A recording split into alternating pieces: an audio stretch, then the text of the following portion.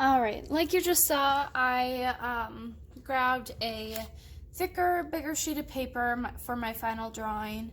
I traced my hand from one of my practice hands that I really liked, and that worked for this drawing that I wanted to do. So I traced it onto my final, and then I drew my water across. I googled like clip art diver just to get like an outline for a diver. I googled how to draw a stingray. I looked up some different fish to draw. So I really just used some references to draw those. If you're not exactly sure how to add something in, or if you're not exactly sure how to draw something that you want to add into your drawing, be sure just to look it up. There's plenty of how to draw videos out there and plenty of pictures that you can use as references. So from here, I'm going to start shading. I want to make sure that you're going to want to make sure that you build your value slowly. I'm going to start shading my hand and the diver, and then I think once I get to the diver's arm, I'm going to put like his arm in color so that like when he jumps into the water, it's in color. And the hand and the rest of the diver will be just in pencil. And then I will start using my colored pencils to put a base down for my underwater scene and my sky. So I'm just going to time lapse that, just putting down a base layer. I'm not going to worry so much about value right now, but I'm going to start blocking in where my value is going to be so that I can start to build that slowly.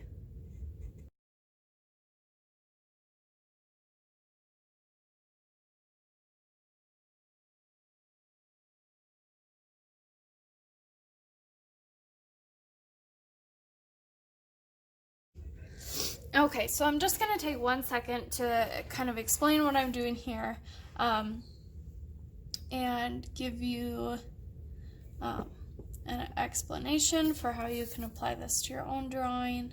So I'm just looking at my hand and I'm pretending my light source is coming from the top right, and I'm just starting to shade in where I think the values will be on my fingers. So I kind of put my hand like this and tried to see, I see that it's darker down here, and then it gets light, and then it's a little bit dark on top here as well. So I'm gonna add that in, and then in order for these fingers to see in order to see these fingers really well, I want to make sure that each time I move a finger, I see them separately. So what I mean by that is like right here on this finger, this value right here, my shadow, is lighter than the shadow that's right underneath it. I want to see a change in value between each of your fingers so that you can see the difference in all of them. And then for these folds right in here, I just added kind of like a shadow right there so that you could see it crease. I don't have any lines. You want to try to make your lines disappear as you're drawing. And then I'm going to work on the thumb a bit and finish this last finger. Then I'll add some shading in here, and then I'll add some shading in my diver as well.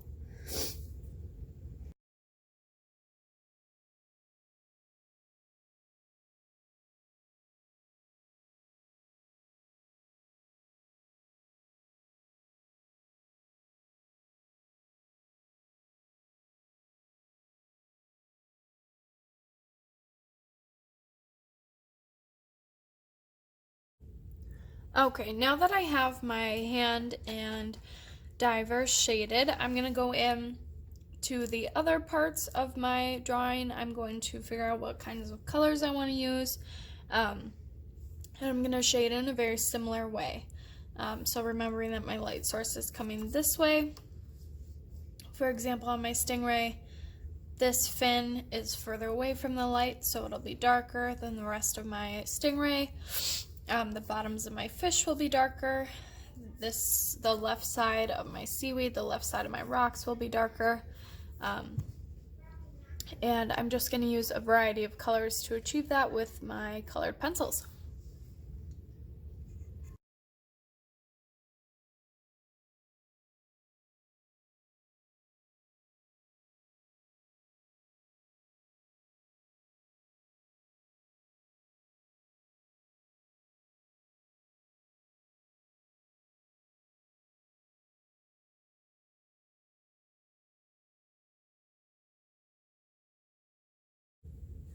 All right, so I'm going to keep working on this. I will insert a picture when it is done.